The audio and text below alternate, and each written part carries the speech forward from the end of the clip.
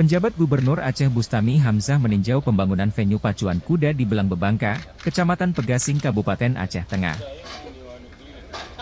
Kedatangan PJ Gubernur beserta rombongan disambut Kepala Balai Prasarana Permukiman Wilayah Aceh Denny Arditya.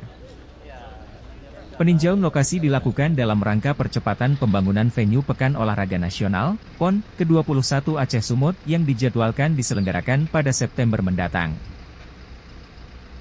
PJ Gubernur meminta Denny Arditya untuk menjelaskan progres pembangunan lintasan pacuan kuda yang sedang dikerjakan di bawah kontraktor pelaksana PT Waskita Karya. Di hadapan PJ Gubernur, Denny menguraikan sejumlah poin terkait data umum proyek yang berada di bawah Kementerian Pekerjaan Umum dan Perumahan Rakyat Direktorat Jenderal Cipta Karya tersebut.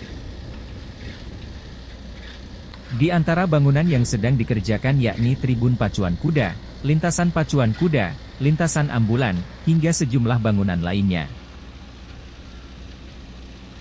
PJ Gubernur berpesan kepada kontraktor pelaksana agar memastikan seluruh pengerjaan berjalan sesuai standar mutu yang ditetapkan dan selesai tepat waktu. PJ Gubernur menekankan, kualitas dan mutu bangunan tidak boleh diabaikan meskipun pembangunannya harus berpacu dengan waktu.